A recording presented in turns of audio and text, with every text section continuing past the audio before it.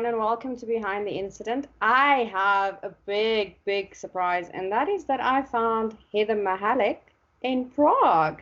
Welcome to the show. Thank you.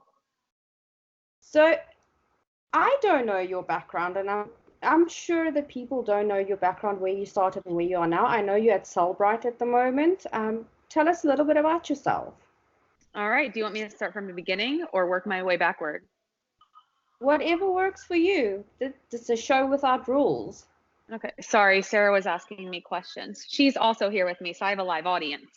So I'll start from the beginning. I honestly, I graduated from West Virginia University with a bachelor's degree in forensic science, but it was blood stain pattern analysis. So I was supposed to do CSI before CSI, and I was in the Air Force. I was at the right place, right time on the back of a C-130, which is really random. And someone asked me if I could do, I am not going to lie, I didn't even know what a hard drive was. But I was like, I need a job. I need a job. I will do it. I had fantastic bosses who did a lot of on the job training. So I started doing basic digital forensics, everything from visa fraud, passport fraud, like people. So it was, and it turned into a lot of, and at 26 years old, at that time, I was there 4 years. It was time to just move on. I'm a big believer that if you think you are the smartest person you work with, you need a new job. So it was time. So I went to Strasbourg, did e-discovery for about 3.5 years and did some team leading stuff there with others. And then randomly in 2009, I was approached by Brian Carrier to work in a mobile device contract that he got. And I honestly thought it would hurt my career if I took it. So I told him 1 year max. And here I am. So that was like 10 years supporting DoD efforts. And then just 2 months ago, I joined Celebrate, which has been fantastic. So now I'm their senior director of digital intelligence research and trying to help law enforcement. And my ultimate goal is to make, when you do find people who press the find evidence button, to make it actually work the best it can. So to have a little bit more faith in our tools, because I'm really bad about trusting tools. That's kind of something I'm known for, like validation. Sarah's giving me some thumbs up there. And Well, yeah, what I did learn from Sarah's class is that, yeah, you can have the most expensive tool, but, the operating system you're looking at might have a better option for you. So I'm very yes. agnostic at the moment because I've been burned a couple of times by $I files not being passed correctly. Everyone should know which tool that is. I'm not going to name names, but I must say there's some tools out there that they do validate. There are some good guys out there, and I mean, if they have people like you validating their tools, I think Celebrite's doing the right thing. But I heard via the grapevine, and that being Jason Jordan, that you are the mobile forensic queen. I hear you've worked on some super interesting cases. So can you share some of that information with us at a high level? Sure. Honestly, I'm not going to lie. Like, my background spanned everything from divorce cases to terrorism. So it was a wide range. But the grossest case I've ever worked was a really old, like the candy bar type phones, recovered from a porta potty that was then wrapped in paper, put into a plastic baggie, and then shipped from a very hot location to Virginia, where I was working. And we called that poo phone. So that's probably the nastiest one I've worked. Although I did work an SD card that someone swallowed and eventually reappeared. So those are my two, maybe my grossest. The one that everyone obviously always wants to talk about is the Bin Laden stuff. But honestly, those were, yes, it was a really cool case, and yes, it mattered, but they were really old phones. So it was a lot of manual manipulation. I did use some commercial tools in that as well. And everyone always wants me to say what those were too.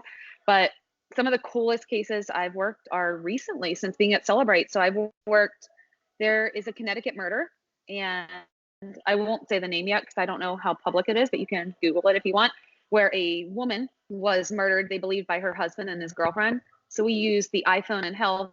Then I actually reached out to Sarah and Apollo and sent that off. They shared the data with us and helped put the iPhone connected to cars and at the crime scene. So that was, I just think, I don't know, it's different to me to help law enforcement in missing persons cases, that it's really cool. And then another one was a human trafficking that I just finished up helping on last week that involved a child. So it's good to just validate of when people are like, what does this mean? That's why I feel like I finally have my dream job. Like I get to do the, what does this mean? And when I don't know, figure it out. So it's fun. So you basically get to actually use forensics to make a real life impact. And that's pretty cool. And for those that don't know, Sarah and Heather did a test where it was with the health. You know exactly what I'm referring to. She dragged a dead body, being her husband's supposed dead body. That was amazing. When we came up with the idea to drag the body, I didn't know who was going to record me dragging the body. I didn't think that far into it. So I texted my neighbor who lives right next door, and she's like a 60-year-old woman, super nice, super professional, but really politically correct. She always seems totally normal, unlike me. So I text her and I said, Karen, can you come over and record a video of me dragging Justin? And her response was, sure, but in 30 minutes when my call's done. That's it. And I texted my other friend because I'm like, I can't wait 30 minutes. I have to do it right now. And her response was WTH. I'm like, well, at least if I kill him, I'm going to contact Karen, who doesn't ask questions, will just assist. Well, you see, that's the fun part of what we do is the research part. So I heard, well, I saw on Twitter that you did some interesting things on iOS 13 that's recently come out. Can you share some of that information that you found for those aspiring mobile forensic examiners out there? Sure, I'm actually really obsessed with it. This is what happens every fall. So big thing is encryption. Without encryption, you're getting nothing. So you're not, well, you're getting some things, but you're not going to get call logs, which are simple. It's always been so easy to get it. So no call logs, no Safari, no maps, no health, no keychain, no wallet, which people expect the latter, but we've always gotten Safari and we've always gotten calls. The other difference that's good is maps is back on the device, but it depends on the user settings. So if you go into your settings, anything that you have turned on for iCloud, you may not get deletion and things from. Another thing I found is the Safari or the maps. The maps is a protobuf, which Sarah just released a blog on parsing that as well.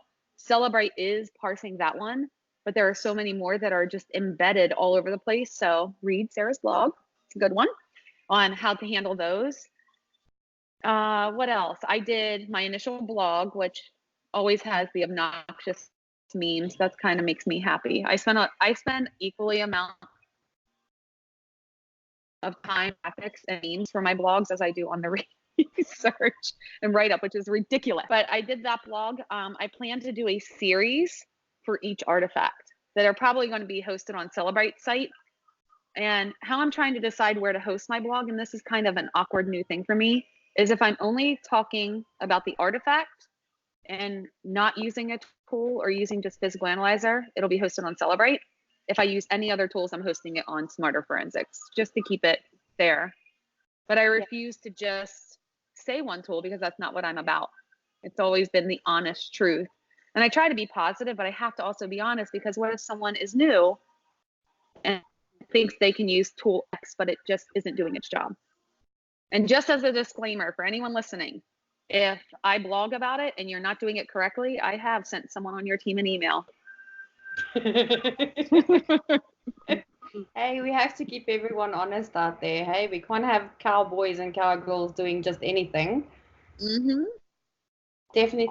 So what I always find interesting, especially now with what you've told me about iOS 13, is that logical acquisitions are not going to be the way to go anymore. Yeah, it depends. So are you considering an iTunes backup logical? And if you are, honestly, you would be fine. You could do a logical with encryption. The issue is if it's not encrypted, or if your logical tool won't allow you to encrypt, then don't even bother. You're just completely missing it. And something that also makes it hard, and this is a sales pitch for training, the paths change all the time. So what if you have, like me, I have the new iPhone. I this is iOS 7. So there's clearly traces. iOS 7 is kind of now dead, but there's traces all the way back to 8 on this. So if you're not sure where to look, and one of the things I had a call about this yesterday was Celebrate. You put this device into the tool. It scans and it says, oh, it's running 13.1.1. So it only looks in those places. And sometimes it gets lucky and pulls maybe some 12 or 11 artifacts, but you need to verify that. It requires human interaction to say if it's true or not and did it find everything. What do you find is the biggest challenge with mobile forensics as a whole, as a field? Encryption, for sure. Especially Android's very, very difficult now. When I first started doing mobile forensics, I would pray for Android. Now, if I see an Android, I want to cry in a corner, because if you don't have something like premium or a service for Android, how are you going to get into it? And then same thing with iPhones. If it's locked and you can't get the passcode, you need Gray Key, you need premium, you need some kind of service. If you're just a normal person trying to do forensics, it's not easy. It's hard. So encryption's definitely the biggest issue I would say we have. So your favorite operating system on a mobile device, whether it's iOS or Android, which version would you say was the most fun to examine? You're going to get me in trouble now because people say I always favor iPhone, and I'm going to admit to it. The easiest, honestly, the easiest I've ever examined was Android 4.4. Super, super easy. Android 5, easy as well. But I don't know. I find iOS, Apple is really meticulous on where they're going to store their information. So I find it just a little more reliable that you can gut check yourself and be like, I found it. Like, I know I found everything. Whereas Android, there's stuff everywhere. And I second guess myself every single Android case I work, which also makes you human. So I would definitely say iOS, a specific version. I don't know, 9, less than 10, because then we got all the key loggers and all the creepy stuff that Apple was collecting on us that we didn't know about. So if I ever get a backup that's pre iOS 10, I'm thrilled. It's like winning the lottery. No, definitely. So tell me your favorite artifact on mobile forensics. What is the one that tells you the most about a phone that we don't even iPhone or Android specific, or does it matter? Doesn't matter. Well, I've always been kind of obsessed with health since Sarah and I did that stuff 2 years ago. And I know it's been 2 years and I should probably move on, but I can't. I want to drag bodies. But I love health. Health knows everything about updates, what you're thinking, where you've been, if you're lazy, if you're active. So it's really everything. If you're pregnant, if you're female, if you're in a wheelchair, like everything is there. I'm starting to be a little bit more fair, and I've been testing Android health. I make up some activities, and I've been tracking. I did a stress test last night at dinner, and I was very low stress, which shocked me. So I would say health is my favorite, but anything that tells the truth location-wise, I would say is kind of my favorite artifact, and it's sprinkled everywhere. No, definitely. I must say I'm getting into the health data, but that's because I've got skin in the game. I've been using it to monitor my heartbeat variables during the day, and then annoying my cardiologist with asking him to check the pacemaker to see which one is more accurate. That's amazing. And I must say we've been able to get a broader spectrum on what was actually going on in my life. I can tell you exactly which points where I had stresses and which not, but just doing some data analytics with Excel. It's amazing. And I think Sarah's got me obsessed with Apple devices now. And I think, it's just, it's so beautiful the way that they store their things. I don't know, it is meticulous. It is, I don't know, I think she turns everyone into a fangirl, and I think you might be turning me into someone that wants to get more horrible forensics, because it actually sounds less horrifying than when I had it with MPE. Which, let's face it, that's not the most eloquent way of doing mobile forensics back in the day. No, it definitely wasn't. So if you have some advice for someone that's just deciding to have this crazy idea of going on the roller coaster that's mobile forensics, what would you say that advice would be? obviously network is great advice, but test your own device. Everyone has a phone. Do backups of it, look through each of the files, use blogs that people write. So refer to my blog, refer to the vendor's blog, Sarah's blog, and try to find the artifacts. What I think is so helpful is what you want people to find on your phone, or what you want to be publicly available, I should say. You know what you think you've deleted, what you think is private. Find those things. Mm-hmm. It's so much easier to do it on your own device. So like when I test iOS 13, I do it 100% on my own device. So all the screenshots you see, that's really me, because I know what the truth is. It's much harder to prove the truth on evidence versus I'm a huge fan of like self-taught research. Like it's so powerful. And there aren't a lot of mobile classes that aren't vendor specific. So we're talking about classes now. Tell us a little bit about your SANS training that you offer. So it's vendor agnostic, even though I work for Celebrate. We include the major tools in the class right now. And this will probably make vendors mad if they're listening. People always want us to test, but in order to be in the class, you have to offer something that's unique, and you have to support a good chunk of the data sets. Otherwise, it doesn't make sense to include 1,000 tools that do a little bit here and there. So we have the Celebrate tools, we have Oxygen, Magnet. I'm doing only Axiom, not IEA, because people need to just rip the Band-Aid off, get Axiom. At this point, Blacklight, those are, I would say, I use little ones like Driller, who Dennis from the UK developed and sells for $600. We include demo licenses for Sanderson's tools if you want to try that now that Teal Tech has them again. So lots of tools, usually a 90-day license for those is what we try to give. But then we give you options. So we'll intro you to each tool, but each lab you have to choose at least 2. And my favorite is when the 2 disagree, and then you have to figure out what the heck you're going to do. And usually I recommend at that point, do it yourself. Like get the database, get the plist, take it out of the tool, and look at it just natively. So you be the 3rd tool, or your brain is the 3rd tool. And then it's broken down into 6 days. So day 1 is obviously an overview, things you need to know. And we go right into SQLite examination and how to write queries, and then start Android, rolls into Android, and you get to see different types of dumps. So everything from logical to full physical dumps. So you understand the differences. And I do little scenarios on put the person at this place when the activity occurred, or people delete apps. Was the device rooted? Why do you think this? And then about a day and a half on iPhone. And then we do the afternoon of day 4 is malware. So we give you an Android physical image, and you have to part 1 find the malware and see if it was installed and how the user got it, how was it obfuscated, and then part 2 manually decompile it. And then we talk about evidence destruction. And then day 5 is my favorite, no tools. We take every tool away, and you get application data from Android and iPhone. And you have to manually do everything you learned all week, because that's the best way to validate and the only way to know if you can trust your tool. And then challenge, which is pretty awesome. Oh yeah, no, I like day 6 challenges. It's amazing. It is amazing. What's not amazing are course updates, which I'm in the middle of. Actually,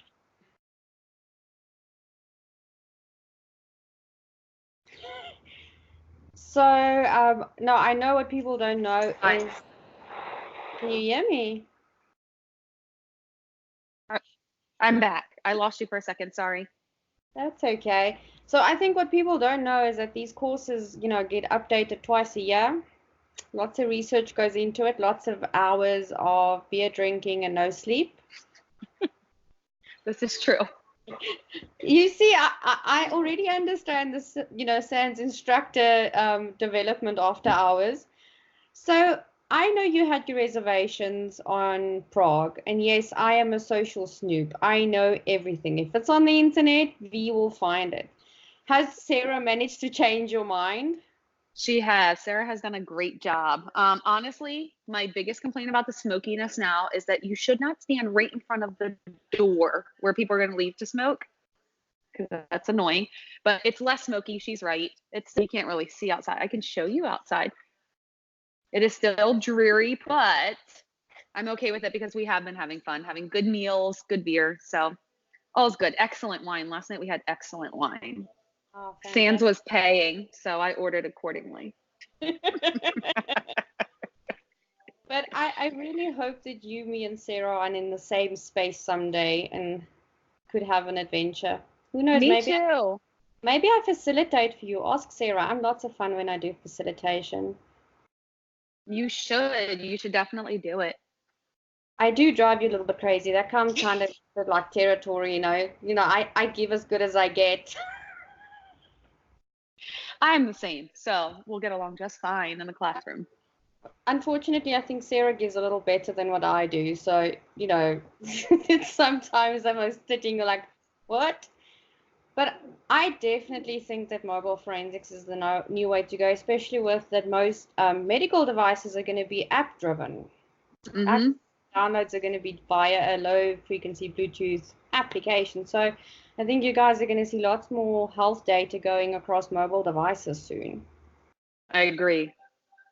So tell me one last thing. If there's anyone wanting to get into forensics, whether they're looking to change a career, looking just out of school, what would you suggest would be the best place to start? So I know some places say a degree, but I don't exactly agree with that. I would say watch anything you can, like watch things like this, watch podcasts, watch any webinars or something that's recorded, and try to find your area of interest, because I think a lot of people think, oh, I have to start with Windows forensics, but you don't have to. You could literally dive straight into Mac forensics, and then educate yourself, whether that means self-training, vendor training, going to SANS training, doing all of the things, which would be fantastic. And that's how you'll really get experience. But honestly, meeting people and getting your foot in the door. My husband was in law enforcement for many years, and I've helped two of his friends with zero computer forensic experience. One took a Celebrate course, and he just got his first job with Novetta as a contractor. So he's leaving law enforcement from one Celebrate course. And then the other took Windows 500 with me as my facilitator.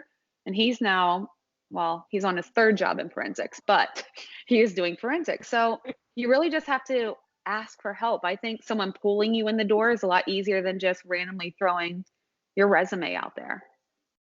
No, definitely. I'm a big supporter of hands-on training. I mean, that's the best way to train. And I think that's where day 6 comes in with the SANS training. It's that physical, under pressure competition element of what we feel every day with a case and solving the puzzle. I think that's a big thing. What do you do to relax? What is the one thing that you do to unwind from the world that's binary? Well, let's see. I used to have a horse, but I travel too much and I have 2 little kids, so that kind of killed the horse thing. I like to drink wine. I like to read. I sound like such a loser, but honestly, I do. I am very, very strict now with my working out, and I do the Tracy Anderson method, and I love it. And it is weird. I'm not gonna lie if you watched it, but it is so mentally challenging that I have to mentally check out to be able to do all these weird kicks and turns and crap. I'm like, what the hell just happened to me over the last hour? And then I got to work out in. So I do try to do that. I'm sure I'm supposed to say I play and frolic around my yard with my kids, but I don't. I stand outside and yell at them. Well, that is kind of happening. My 2 daughters have turned into some sort of monsters that I do not recognize. Like, you go, good morning, girls, and it's like, ah! I know. It's like everything is wrong or everything is right. I'm like, okay. Yeah. And then my youngest will go, I love you, mommy. And I just like, all resistance crumbles and I melt in arms. Yep. But this is also going to sound pathetic, but I swear the research aspect is kind of relaxing. A stress. Yes. I know I'm not supposed to pick that either. My son, we do favorites and worst every night. And my favorite and my worst are not allowed to be work related. He gets mad at me. Or he's like, it can't be. Choose something else. I'm like, fine. My favorite was lunch. Hey, food is very important for us. Well, mine's coffee. My daughter seems to always ask me, Mommy, why are you addicted to coffee? And she threatens to take it away when I've been a bad mom. That's awesome. I discipline her. Yeah. Yeah. But you must enjoy Prague, and thank you for stopping by and chatting to me. And I'm hoping to do a segment with you and Sarah. Oh, that would be fun. It would. We could call it Forensics Hacker Jeopardy or something like in that, like a quiz show. I like it. So I will chat with you, and you and I have big plans for next year that's not to be disclosed yet, right? Yes. I've been making work of it, and it's going to be fantastic. So keep a lookout. Heather and V's coming with some exciting things next year. But you must have a phenomenal evening. Have a beer for Thank me, you. and I will chat to you soon. Thank you. Bye. Bye.